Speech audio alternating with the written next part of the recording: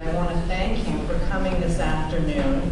It's our pleasure to be hosting this event with the City of Glendale Library, and I'm very pleased that you could make it.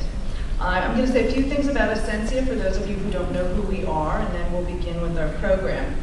Ascencia is a nonprofit homeless service agency operating here in Glendale. I think a lot of you, how many of you are familiar with Ascencia? Quite a few.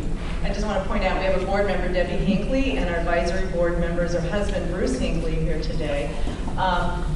We operate a range of programs, everything from street outreach to permanent supportive housing. If you come to the library often, you might even see some of our staff here doing outreach in the library. We will go where we need to engage people and bring them in for services, and we do everything we can to help them out of homelessness. Today is an opportunity for us to share with you how our transitional housing program can work to help change lives. And we're really, really pleased that Debra is here to tell her story. I'm really touched also to have the commissioners from the Status of Women here because they honored Debra in 2010, and it's very special to have you here today, so thank you for coming. We serve several hundred families a year through our programs at the Access Center, and a dozen families live in transitional housing apartments here in Glendale.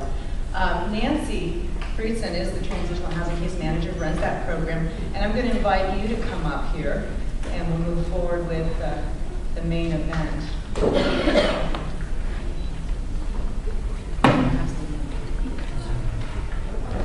Thank you again for coming.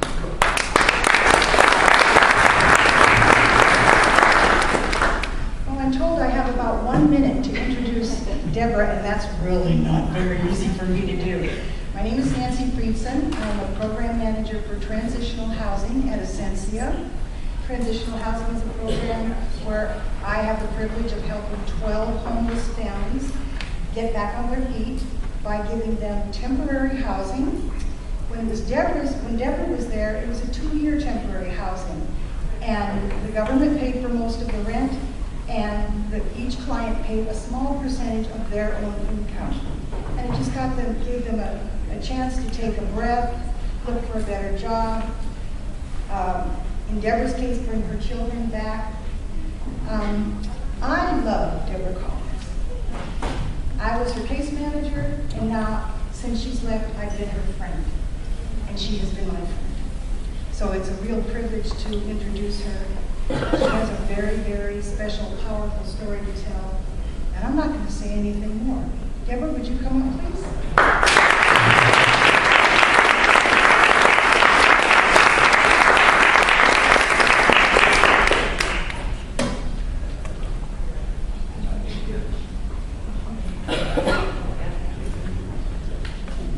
Debra, before you speak to all of us, I'd like to introduce Leon Mayer on behalf of Friends of Glendale Library. He has a presentation for you.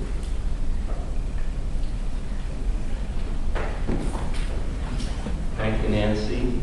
I'm here on behalf of the Friends of Glendale Library, and before I make my presentation, I'd like to introduce the chairman of the Friends of Glendale Library, Elise Delphian.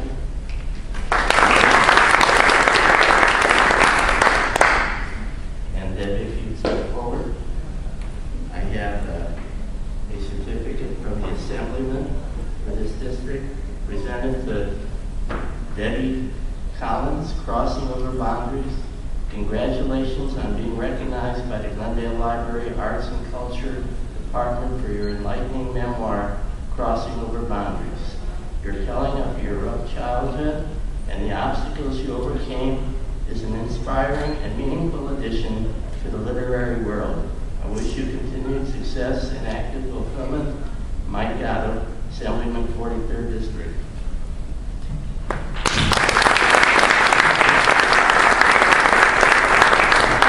Similar certificate from the mayor of Glendale. I won't read it, it's about the same, okay?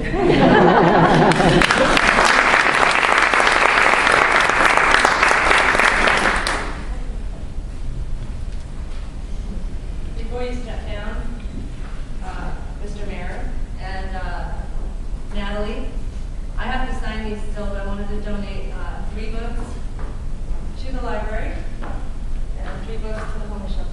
Thank you.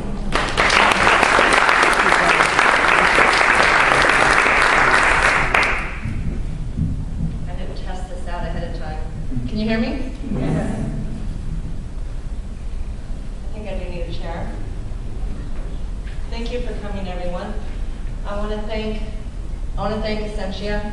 I want to thank Natalie for her idea when she had heard that I had written the book and published it. If it wasn't for her, we wouldn't be here today. Nancy, what can I say about Nancy? She's so beautiful. She was reading the chapters as I was pumping them out back in 2007.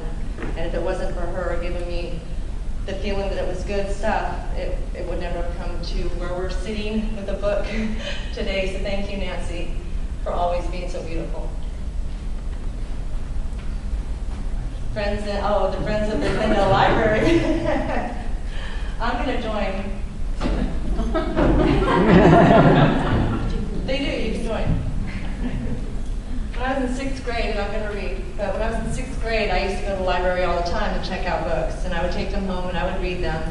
And I read all the Little House on the Prairie. I read Beanie Malone. I read about a woman who wanted to be president at the end of the book, and I thought maybe that might someday be me. I don't think so. If Hillary can't do it, I can't do it. But I'm glad that we still have libraries. Everything's getting like social media. Everything's online. A lot of us don't even talk anymore. So let me get to the reading. And I do sidetrack a lot, and I have no funnel. So basically, anything that comes out will come out. And that's okay, because that's who I am. As I begin reading, I'm going to go through different parts of the book. And last night I went into my hope chest, and I found my brownie uniform. It smells like a hope chest. But my mom put those pins on. I was thinking about washing it, but then I'd have to take the pins off, right? She's the one that put them on there. Well, I was hoping we'd have like a fabric couch or something. Anyway, so let's start.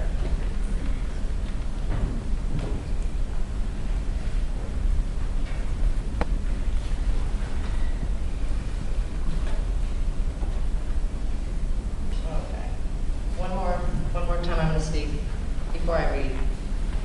I didn't start my time clock. Chapter 2. For those of you that have read my book, you know that that's a sensitive topic. Child molestation, incest, and rape. It's also because I and there's two Debbies, but then there's not two Debbies, okay? I don't have multi-personality disorder, but I do have a little Debbie. Hi, Rose.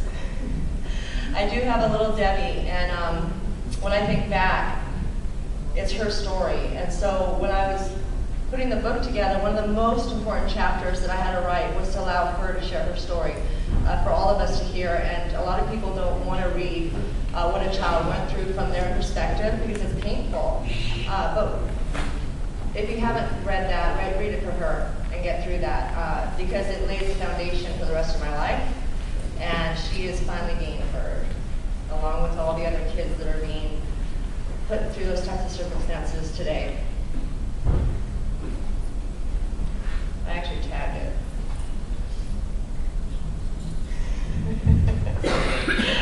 I had to bring up the pink house. On page 25, it began when we moved into the pink house. I hate pink houses. I do. I'm going to skip a lot of the chapter because of the sensitivity of it, and I also know that we have different age levels here. I have my daughter here. Love you, Michaela. The next day, I'm standing in the hallway and looking at the dining table. My mother has set the table for dinner, and I see the 3 glasses of milk she puts there for my brothers and me. I think, how can I tell? What would happen to our family? That night, I wake up, but it isn't because of my dad this time. I wake up because I wet my bed. Page 28, chapter 2. I wet the bed a lot now. I don't know why this happens, but it happens often. I never wake my parents up when it happens, and I'm not sure why. I just go to the closet, get a towel, and lay it over the wet spot on my bed. Sometimes the wetness is on my blankets too, but most of the time when I put the towel over the sheet, I can go back to sleep. This happens so many times that I don't think about it anymore. If I wake up the next morning with a pair of pajama bottoms that don't match the top, my mom never says anything to me about it, so I don't think she knows. That's it for chapter 2. Chapter 3, psychological and physical abuse. I ended up with 2 nicknames. My dad gave me them. Let me relax for a minute.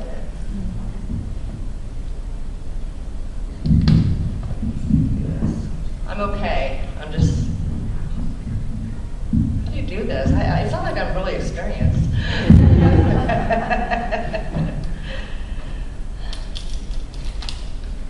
I have to take it in. I have to take it in that you're all here for me.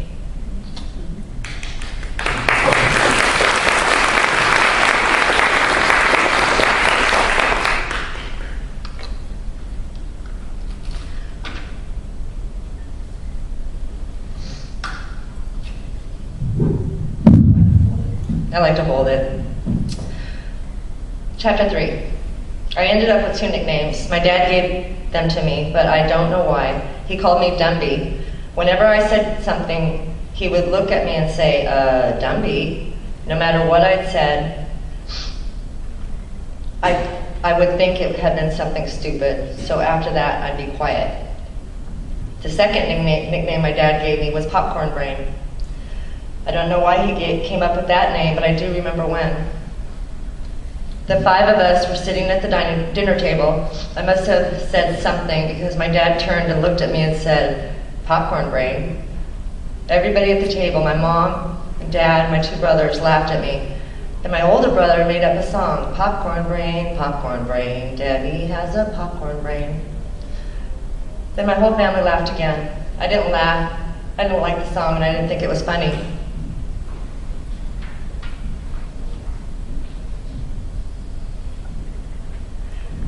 Page 39. Our lives seemed so jumbled up. My mom would go off to work and leave us with the babysitter. Sometimes the babysitter would wake us up really late to go home. Oh, I must have missed something. I'm sorry. No, actually, this is right. For those of you that haven't read the book, my parents had separated, and so there was time that I lived with my mom and time that I lived with my dad and my stepmother. This is the time when I lived with my mom, and she was a single mom. Our lives seemed so jumbled up. My mom would go off to work and leave us with the babysitter. Sometimes the babysitter would wake us up really late to go home with my mom, but sometimes she'd leave us with the babysitter all night. I was sad that my mom and dad had separated because I didn't know what was going to happen to us. Mom didn't talk to me, and I felt like I was all alone. Although I guess my brothers did too. Michael had bought a 99-cent record at Sears that he played all the time, a song by the band America called Horse with No Name. For years, I couldn't listen to that song without feeling the same overwhelming anguish deep down inside, the feeling of being very much alone. Page 41. Another time, Rick and I were walking to the store, Rick's my little brother, with soda bottles to return for change so we could buy some candy. On the way there, we saw an ambulance scream past, and Rick joked, maybe it's for Mom. We went to the store, bought our candy, and headed back home. When we got back to our apartment, the joke wasn't funny anymore. The ambulance was there, and it was for our mom. She had tried to kill herself with pills.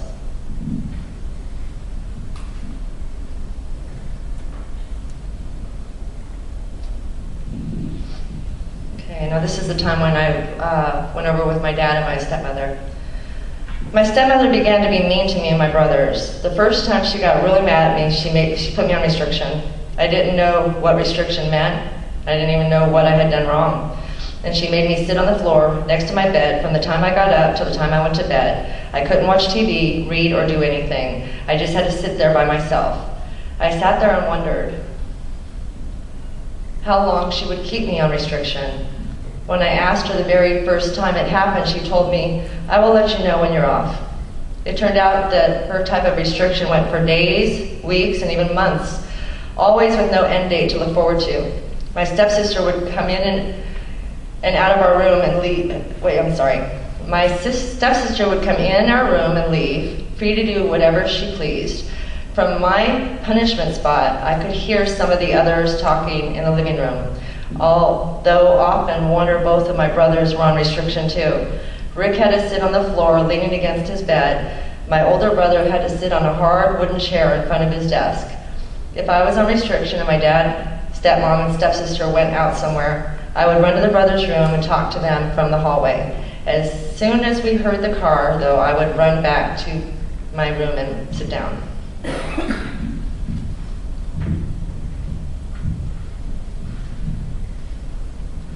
I was jealous of my stepsister, but not just because she got special treatment and never got put on restriction. I wanted my stepmom to love me like she loved her. The way I figured it, I wasn't allowed to love my mom in their house, and if my stepmom wouldn't love me the way that she loved her daughter, then it was as though I didn't have a mom at all. I remember sometimes watching my stepmom as she interacted with her real daughter.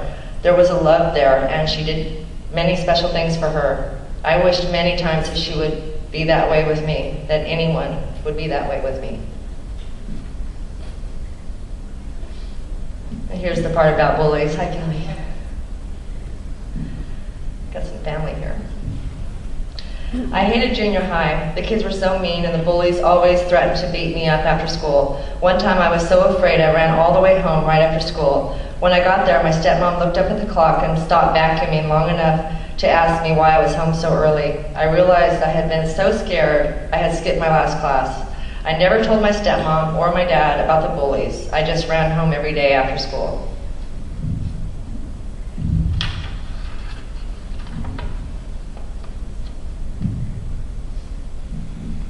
Okay, we're going to skip forward a bit, moving to page 60. I thought I had myself all organized here. I've never done a book reading before. This is chapter 4, experimenting. Let me see here. Chapter experimenting with drugs, alcohol, and sex. I only have one entry here. It seemed there were only two types of men out there for me. The ones who liked me, but who I soon found boring, and the ones who I liked, but who soon found me boring. The nicer the men were, the more quickly they became boring. I began to think that I could only be genuinely attracted to men who didn't care about me. Then I met Jim. Can I get a tissue? Where's my daughter? Michaela?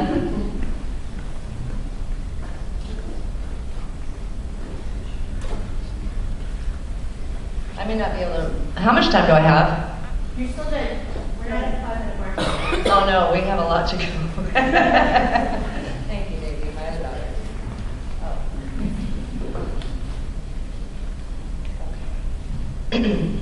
Let me leave. I think maybe I'll leave the speaker. If you can't hear me, let me know.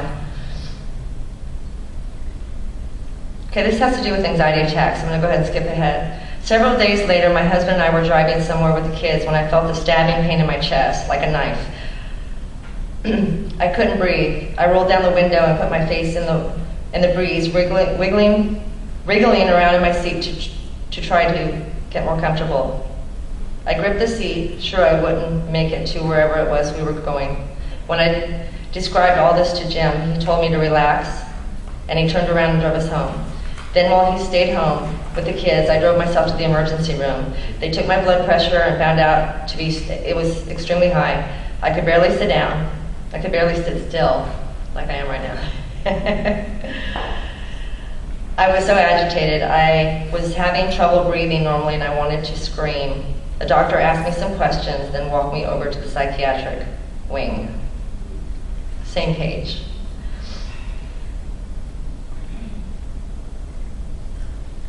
Okay. I have to read this. By that point, I didn't care if everyone thought I was crazy. I just wanted the terrifying feeling to go away. Before I could see the next doctor, I had to fill out some paperwork and a short and simple questionnaire, maybe 10 or 15 questions about myself, present, recently, past. Most I answered without much thought, but one question jumped off the paper at me: have you ever been molested? I wrote the answer in big capital letters: yes. A young man in scrubs called my name. I walked down the long hallway toward him, feeling as though my legs could not get me there fast enough. I absolutely knew what was the root of this Fear, the big secret that I had to tell. I felt it coming. I was barely inside the office before I blurted out to the psychologist, I was molested. There. The secret was finally out. I had been holding it in all these years, and now another individual knew my secret. I was 25.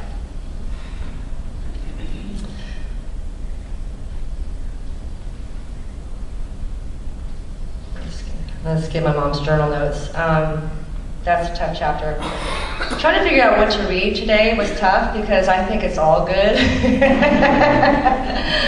I cleaned up a lot out of it already, so it's like the meat of the experiences are all in here, so you can pretty much pick any paragraph and not to boast about it, but it's not just my story, it's all of our stories. We all have a story. Every one of our stories is important. Every single one of us has an important story. Not everybody shares theirs.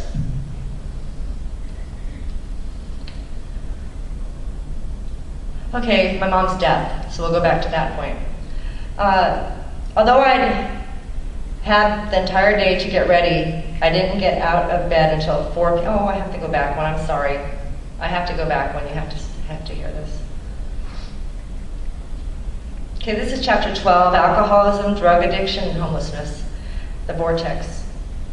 The day before Mom died, I was up all night sitting on my bed facing my computer. I held onto my mouse and I kept clicking into the control panel to do something with the printer function, but I could not get it to work right. I kept up my repetitive clicking, trying to fix it, but even though what I was doing wasn't working, I couldn't stop.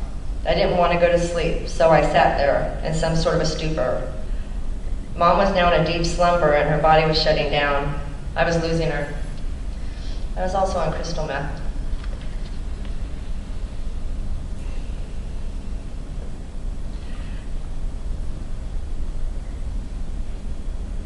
Okay. Although I'd had the entire day to get ready, I didn't get out of bed until 4 p.m. I made myself get up and get into the shower. I stared at the shampoo bottle.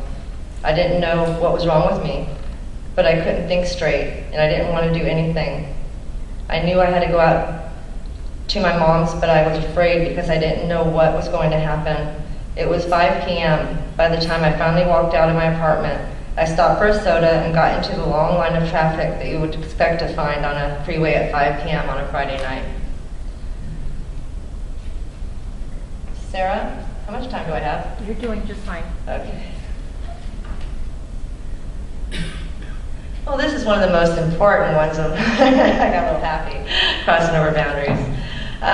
Page 135. I don't even know which chapter it is. I have these notes and I marked everything down.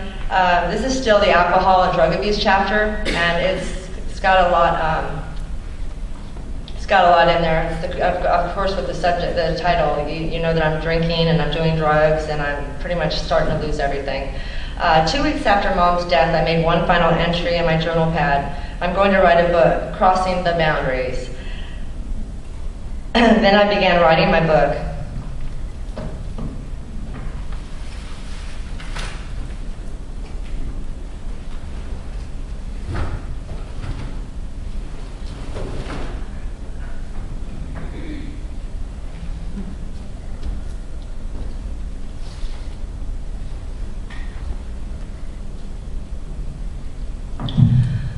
I brought a few props with me. I just forgot to bring them out. Then I began writing my book, the early attempt at this book. I was so excited about pursuing my dream that everything else fell by the wayside. I told everyone I met about the book that I was writing. After going through all these months with my mother and having some unusual experiences unfold, I knew there was more to life than what we see. I was so excited that I could say to people, I'm going to write a book about life's ultimate question. What is the meaning of life? I thought it was amusing that a person with little college education and no professional writing experience was going to write the book of all books.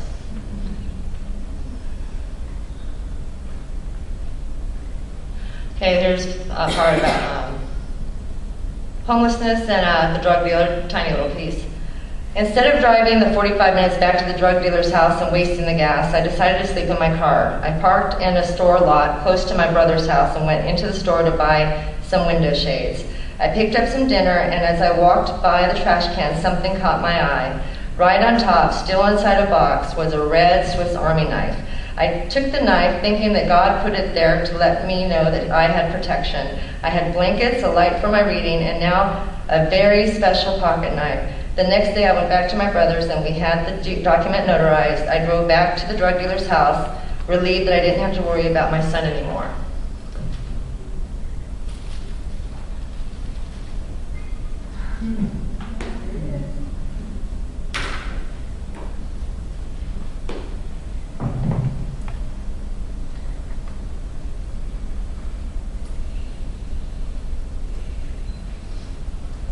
This is a real good one for people that think that we can just get it together. Sometimes we can't just get it together, especially if we are on alcohol or drugs. And we did make that choice, you know, but once we're there, it's really hard to get out.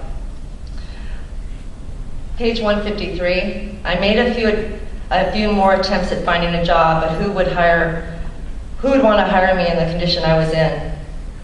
At one job interview, At one job interview, I couldn't even fill out the application. When I got to the part of the application that asked about my college education, I wasn't sure if the company wanted me to write down the education I had from the spiritual world we come from, or just the education I had in this life. I remember sitting there for the longest time, and when the person came back into the room, I told him I was stuck, and I told him why. He took my application, thanked me, and left. I never heard from them. Oh. Okay, here's 10 minutes. Thank you. Just kidding. I think I'm getting a little more time than you had planned. This is one of the darkest places that I had ever been in my entire life, and this is why I picked this paragraph to share with you. It's on page 159. But that night it occurred to me that I really didn't want to be alone. I was afraid of what I was feeling, afraid for the first time in my life that I would hurt myself. Although many times I had wished that God would erase me, I had thought that I could never kill myself. That night, however, I was in a very scary emotional place. Although I had felt depressed before, this time felt different, deeper and blacker than anything I'd ever experienced in my life before. I really wanted the pain to end. I was afraid what I might do. I needed something, and it wasn't the drug.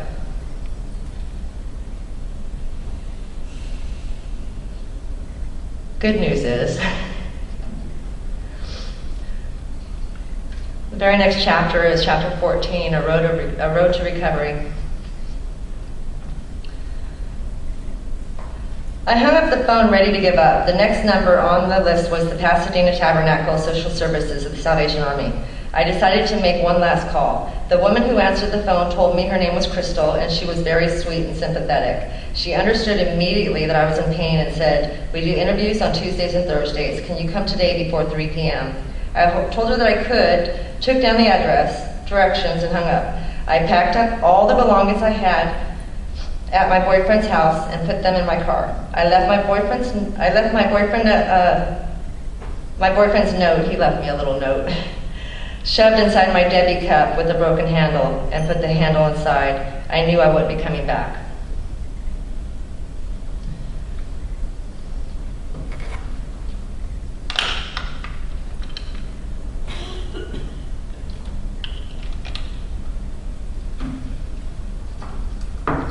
Page 165. I fell in love with her the moment I met her. Now there's a few ladies that I've fallen in love with. This one her name is Miss Debbie. Actually, when I was in the program, it was Miss Sandrowski. She immediately made me feel comfortable and like she cared about me. She seemed to know what I had been through, communicating her compassion just by her eyes and her words. I told her my mom had died, and I asked her if she would be my mom. She nodded, hugged me, and said yes.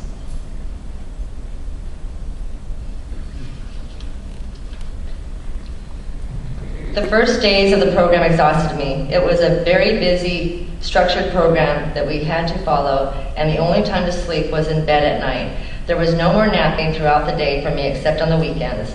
Somehow I had the strange idea that recovery would involve a lot of catching up on my sleep and relaxing my mind. These things did not happen, they did happen, but not in the way I expected them. Since I have I know I don't have a whole lot of time, so let me move up to,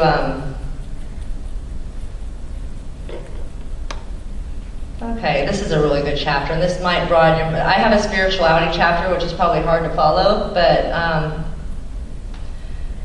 it's not hard for me to follow because I experienced it all. When I was at work, well, hold on.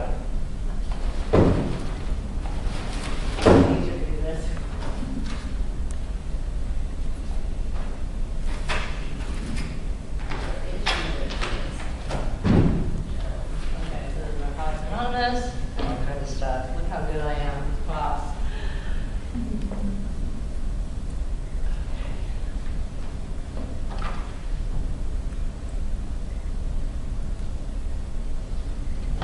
When I was at work, I thought about how I would get furniture for my apartment. I decided to call Miss Debbie to see if she could ask the captains if they could help me get a good deal on some furniture. Within just a few hours of making that phone call, a friend of mine pulled me aside and led me to an apartment where I worked. I knew which apartment it was because the woman who had lived there had recently died, and her kids were visiting from Washington to close out her apartment. My friend had explained my situation to the kids, and I could not believe their generosity. They offered me everything in the apartment if I could get it out by Friday. I assured them that I would find a way. My sponsor offered to help, as did Courtney and her boyfriend. So obviously I made it through the program and I was working. And I have to read one more paragraph. We rented a truck on Friday, and I loaded everything from the apartment in and drove it back to my apartment. It felt like Christmas. There was a queen-size bed, a black leather couch with a matching chair, a glass and iron coffee table, 2 matching end tables. There were dishes, utensils, and towels. There was a George Foreman grill that had never been used. There were 2 dressers, all kinds of great storage containers, and a glass-top patio table with 4 chairs for my dining room. There was even a rocking chair. Talk about starting over and getting lucky. Now I'll read the part about my dad, since he was I have to take a moment for him, okay? A lot of people have a hard time understanding how I could love somebody who had victimized me as a child, and I always separated my dad into 2 people. I had to, because my dad also had a part of his personality that was very intelligent, very funny, and all he ever wanted was a little bit of happiness, like a normal wife and a normal life. and so it's not okay what he did, but he did apologize to me throughout the years afterwards, how sorry he was. So I do love my father. I forgive him to the best that I can.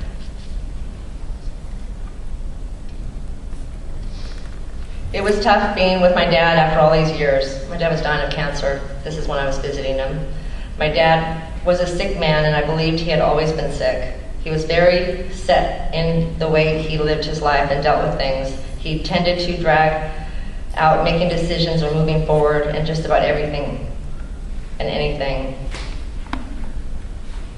He was always negative and sarcastic, so often his response to something I said made me feel like Dumby all over again, even though I didn't see anything dumb about it. I never understood why he treated me the way that he did, but while I was visiting with him in Albuquerque, some very powerful and spiritual healings occurred. Clearly God intended for me to be there. And I think I'm going to close this up because I just want to talk. That chapter is a really good chapter, and going and finding closure when somebody's dying, especially with what had happened in my life, was an amazing thing. for me to have experienced. Let me look at my notes for just a second because we are at the last few minutes.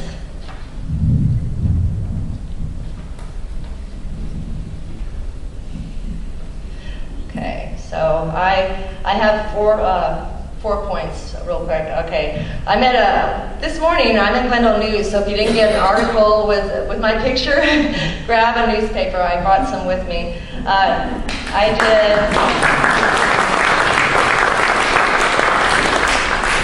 So when I went to one of the dispensers for the Glendale News, I met up with a woman by the name of Rita this morning, like 6:30. I told her, notice the resemblance? I thought it'd make the experience better for her. She goes to Clutters Anonymous. Oh, yeah. And I talked for a few minutes with her. See, every day we can learn something new about someone. Because I know alcoholics, a lot of people like to drink, but if you take 10 people and go drink, not all of them will be alcoholics. There's a lot of people that can drink normally. I know I can't, especially when I was drinking at 6:30 in the morning before work. Not now, Rachel. Crystal meth, you get 10 people to do crystal meth, and 10 people will be addicted because it messes with the receptors in your brain. So for a person to get off the drug by themselves is nearly impossible. So they need the help. They need help. We can't enable them. I know every single person in here knows someone who's going through something right now. So the crystal meth. I have to say this last sentence, and I'm gonna fall. I have my notes, but. We always say that when they're ready, they're going to get the help. When they're ready, they're going to get the help. Well, sometimes they're ready and they don't know how to get the help. Okay, so there's a difference between enabling somebody and empowering somebody. That list of phone numbers that I started dialing to get help, I had for months. So when I was ready to get help, I had a list of numbers. If somebody didn't hand me that list of numbers, I wouldn't have had it to get help. So they saved my life and they don't even know it. That's what I would recommend for you. You know, instead of sitting back, like a lot of us, we're all busy. We can't take care of of our friends that are on crystal meth. And believe me, I wouldn't want you to wrestle with that one. At least look in your city, get some numbers together, offer it up to them. Call them ahead of time too to find out if they have to have insurance or money, because some of those people don't have anything. Salvation Army saved my life, but I know that they're a fabulous organization. I can't even talk enough about them. And they're not just a clothing store, okay? But if you're going to donate, honestly, donate to Salvation Army, okay? Because they change lives every single day. Ascencia also. Well, I talked about them earlier, and I'm going to go back to my points, right? The reason I wrote my book, to connect with others that have gone through or are going through some of the same experiences so they can not feel alone, to give them hope, to broaden the understanding of why some people are the way they are, talkative, non-talkative, lacking confidence, introverted, extroverted, hermit, going all the way. I wrote this for me so I could kind of bring it out my own way, but now I'm short on time, so I'm just reading it. Low self-esteem, going from partner to partner, not wanting to be alone, not wanting to be with someone. There's reasons for everything, and a lot of times we look and we judge, and we need to stop judging. Really, work on ourselves and be the best person you can be, and that's the best thing you can do on this planet. Is just be all that you can be. Try to be loving. Our minds like to work it all the time. We can't control our mind, but we don't have to say everything that comes to our mind. Except for me. No filter. Okay, so goals. Oh, and by the way, for those of you that have read the book, these are the 4 original journal pads, so I'm going to leave them somewhere here so you can kind of glance at things. These are the 4 journal pads that I wrote when my mom was dying. It's a complete chapter in the book, so if you'd like to read someone's diary, you might want to pick up a copy.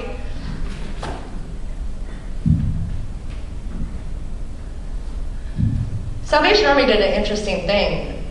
I'm done, questions and answers? Take your time. Just want to give you the cue. Take your time. She's so sweet.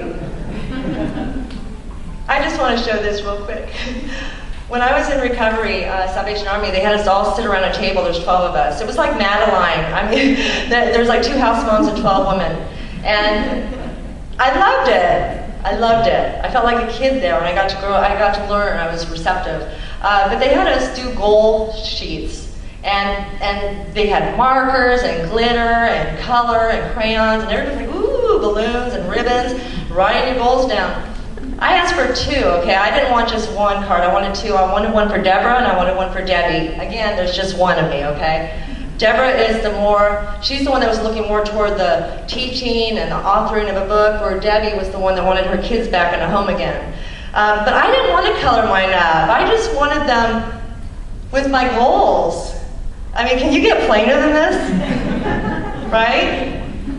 I didn't want to be sidetracked anymore. I just wanted to get my goals. Well, I'm going to read these goals to you. Debbie, the mom, her goals were to complete the program, to get a job, to get a home, and to get her children.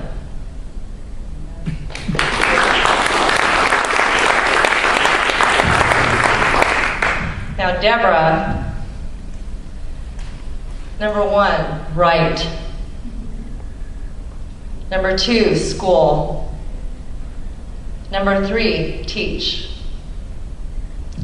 Well, I wrote the book. I got my bachelor's in psychology last year.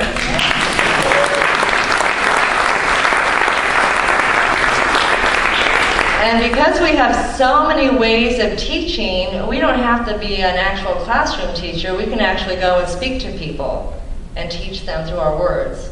So I believe that I've finished all these goals. Michaela had said to me, Mom, what are your new goals? I'm like, you know what, that's a really good question. I can't even imagine that. But I just want to thank you all again for being here, and if I've missed something, have I missed anything? Or this is my very first book signing and me speaking publicly about my book. Thank you for coming.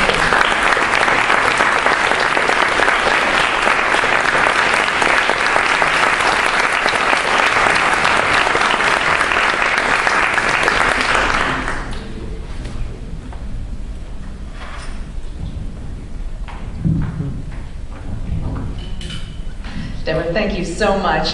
We do have a few minutes left because Sarah is a great taskmaster. So we have a few minutes if anybody has any questions for Debra.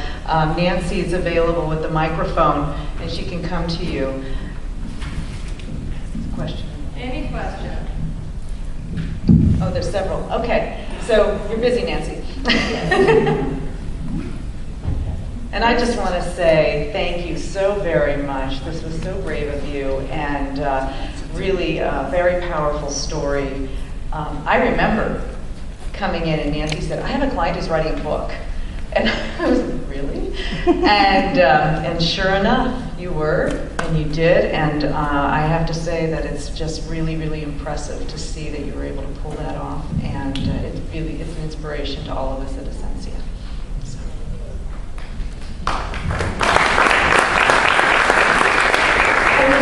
I just want to say I really appreciate you commenting about the statement about people will get it when they're ready to get it. I really want to comment. I feel so bad for all the people who are lost along the way. I've had a daughter in the programs, and to me, it's like people are ready as soon as they acknowledge their personal pain, and that it's up to each and every one of us to reach out to people. It's not about them saying the words, I'm ready. It's about us being aware of our fellow human beings, and that it's up to us to do everything we can to save these lives of people who die in hotel rooms with a number in their pocket. Anyway, or whatever else the circumstance is, people suffering from abuse or depression or whatever. People are hurting. Don't, like you said, forget your judgments. They don't need them. They just need your compassion. Anyway, thank you. Appreciate it.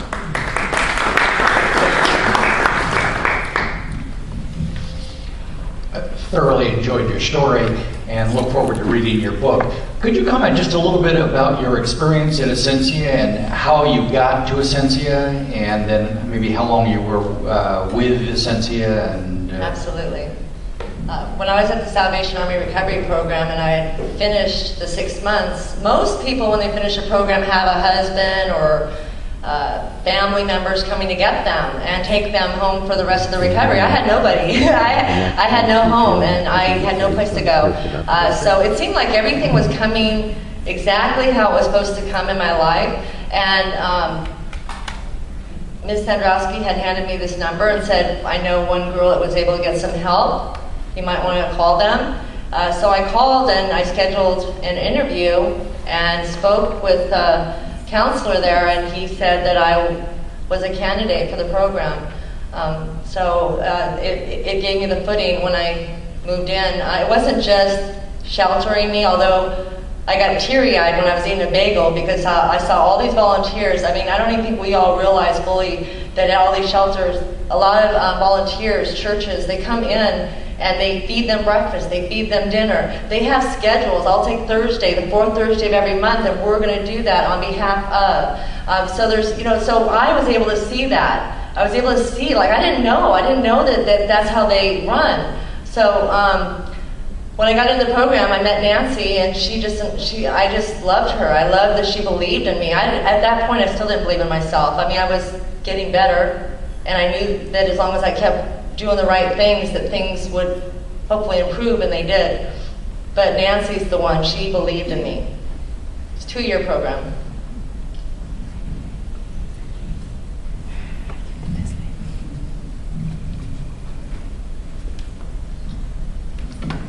Thank you for being so brave and coming and talking about all of this. It's extremely inspirational. And I do have a question for you.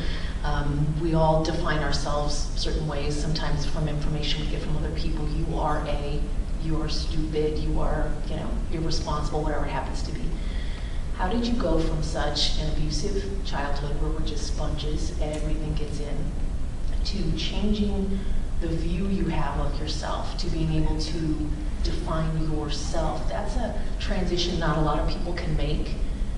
Their futures are determined in childhood. They never shake that they're dumb or irresponsible or whatever it happens to be. What did you do to begin to see yourself as somebody who could write a book, who could live independently, who could shake these very difficult addictions? What did you do? Well, let me start off by saying that I do believe that there's a God, and I do believe that God was with me in every single experience that I had my entire life. So when bad things happened, He was with me. When good things happen, He was with me. They're experiences. So I want to thank God, number one, for allowing me to see things that a lot of people miss. So your question basically, at the age of 12, I knew I'd write a book because a reading teacher said something nice to me. And on my memory board over there's a picture of Mrs. Reed, the reading teacher. So if you have read my book, you might want to glance at the memory board. It's hard for me to believe that some people really are closed off to that it's so trapped behind a door that they don't even know it's there. They're running on 3 wheels, thinking that they're running on 4. So how can you get that person to see that they aren't all that they can be? I feel very lucky that I was awakened, and I think the reason is because I had to go down to the bottomless pit of despair, with no job, with no money, with abandoning my kids, after, not even calling my brother's house because I was so embarrassed by failing them, to knowing that there's no way that I'm going to get a job or get an apartment again. I was evicted. Who's going to rent a place? And also to come up with a deposit. I already knew. I figured out it was time to check out. And that night, December 7th, 2004, I was at that place, and I made a phone call, and everything started to change. Now, when it started to change, and I started to have some good stuff come in, I was more receptive to learning. I was opening my mind to being taught again. A lot of us don't want to listen. We just want to talk, including me, okay? But we can get some valuable tidbits every so often that come at us if we just stop for a second and take in what somebody says. Even if you don't take it in right away and you want to argue it off or state your opinion, listen to what they said. Give it a second. See if there's a little truth to it. You can broaden your way that way. I felt a shuffling effect going on when I was coming in or finishing recovery. I honestly felt a shuffling, like if you were shuffling cards. It was reorganizing all my memories of the past. And they didn't feel so painful anymore because my perspective had changed. And when your perspective changes, the way you look at things change, even things that have already happened. Nancy, you're failing your job.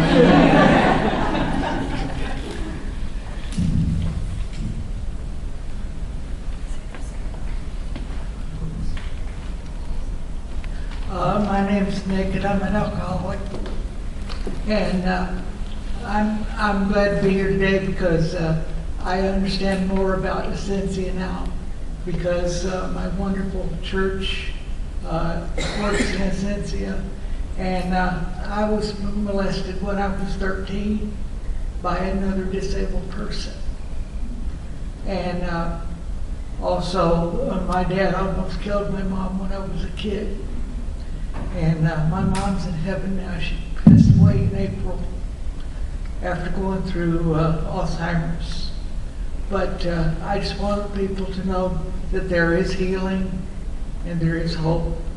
And Father Mark's message today was about the Good Samaritan, that it's important that we not pass people by that don't look okay, because those are the people that really need to be loved. Thank you.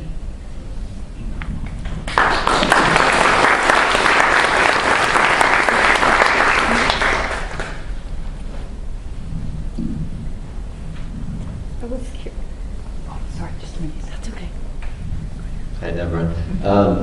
My first question is, can you tell us about the education level of your parents and your step-parents, and also how you feel about your education and your children's education affecting this turnaround in your life, and how you think that your education will be beneficial to your children? None of our family on either side had gotten their bachelor's degree. My younger brother, Rick, had gotten his bachelor's degree. He did it himself. He was the first person in our family to get it. My daughter right now, I now have my bachelor's degree. I did it, it took a little while, but that's for 2 out of 3 of us. When it comes to my kids, Courtney, my oldest one, is in school. She's also a doula. She has 2 little kids. A doula is basically someone who goes in when you're having a baby and they help you. So you don't have to kick your husband or partner. You can kick her. But that's what she does. And also she's taking classes to get her degree.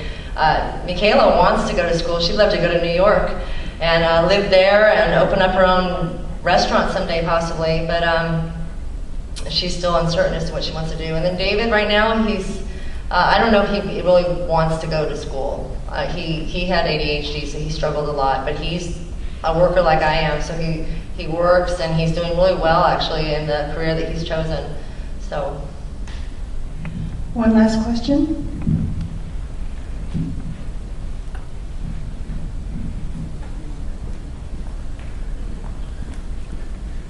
Thank you, Debbie, for sharing your courage. I have a question for you. When you went through those doors on December 7th, 2004, the Salvation Army, did you have cravings for the addiction of methamphetamine after you were accepted into the program? And if you did, how did you overcome that and be successful in conquering that hideous disease? That's a super good question. December 7th is the night that I went to a meeting, actually, an NA meeting, and that was when I wanted to die. And I discovered that there was hope there, and they gave me a chip to hold on to. So for 2 days, I didn't go into the program until the 10th. But going through the program, I honestly didn't crave. I went through the side effects of being off the drug, had trouble sleeping, aching, bones. But I didn't want that anymore because I would die. I knew that was going to put me to death. Now, to be honest, it's been, 11 years? Almost 11 years in December since I've had any type of crystal meth.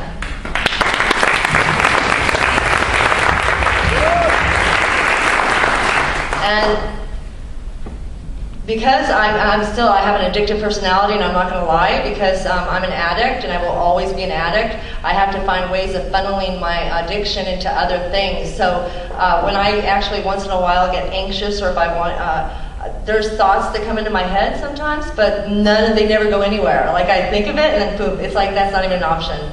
Thank you. You've given my wife and I additional hope for our daughter. Thank you.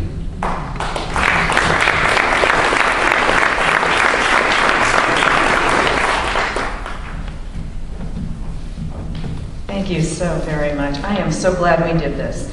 I just have a few reminders that we have some refreshments here, so you can stay and have some refreshments, and Debra will be here to sign books. So please do, if you haven't bought a copy yet, and if you have, let her sign it. And we just wanted to give you something as well.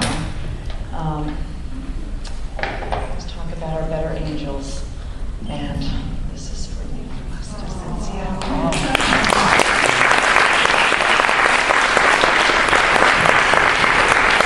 Thank you, thank you. I happen to collect angels, so I love this. Thank you. All right, well, thank you very much. And if you want more information about Ascencia, it's over on the table that has our tablecloth. And we would love for you to join our mailing list. We have a lot of things coming up in the next year, and we have now, thanks to Sarah, a more regular email blast. So we would be happy to keep you in touch, and hopefully we'll have another one of these events not too far in the distant future? Not too far in the future? Thank you very much.